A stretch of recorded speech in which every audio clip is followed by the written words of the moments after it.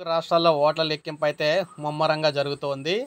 తెలుగు రాష్ట్రాల్లో ముఖ్యంగా చూసుకుంటే తెలంగాణలో 3, ఏపీలో 3 స్థానాలకైతే ఓట్ల లెక్కింపు అయితే ప్రజెంట్ అయితే జరుగుతోందనమాట. తెలంగాణలో చూసుకున్నట్లయితే కరీంనగర్, మెదక్, నిజామాబాద్, ఆదిలాబాద్, పట్టభద్రుల నియోజకవర్గంతో పాటు ఉపాధ్యాయ నియోజకవర్గానికి కరీంనగర్లోని అంబేద్కర్ ఇండోర్ స్టేడియంలో అయితే జరుగుతున్నాయి. ఖమ్మం, వరంగల్, నల్గొండ ఉపాధ్యాయ నియోజకవర్గానికి నల్గొండలో జరుగుతుంది. వేర్ హౌస్లో, గోదాములు అయితే జరుగుతున్నాయి.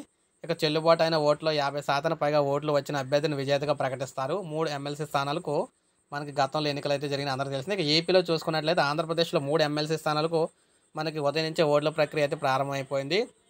ఉత్తరాంధ్ర ఉపాధ్యాయ నియోజకవర్గ ఓట్ల లెక్కింపు విశాఖపట్నంలో జరుగుతోంది. అయితే మొత్తంగా ఇక్కడ చూసుకున్నట్లయితే కౌంటింగ్ అయితే ముమ్మరంగా జరుగుతుందన్నమాట. ఈ కౌంటింగ్లో భాగంగా మనకి తాజా సమాచారం ఇది. ప్రజెంట్ 2 రౌండ్లు అయితే పూర్తయినాయని చెప్పేసి చెప్తున్నారు. ఈ 2 రౌండ్లలో ఎవరికి కూడా స్పష్టంగా ఆధిక్యం అయితే రాలేదని చెప్పేసి చెప్తున్నారన్నమాట. అటు ఏపీ, తెలంగాణ రెండాటిలో కూడా ప్రజెంట్ 2 రౌండ్ల వరకు కంప్లీట్ అయితే అయిందనమాట. ఈ విధంగా ఎప్పటికప్పుడు ఎన్ని రౌండ్లు కంప్లీట్ అవుతున్నాయి, ఏంటి, ఎంతవరకు జరుగుతుంది పోలింగ్ అనేది అప్డేట్ ఇస్తూ ఉంటాను మీకు. ఒక లైక్ చేయండి, సబ్స్క్రైబ్ చేసుకోకపోతే మన ఛానల్ సబ్స్క్రైబ్ చేసుకొని ఫాలో అవుతానండి.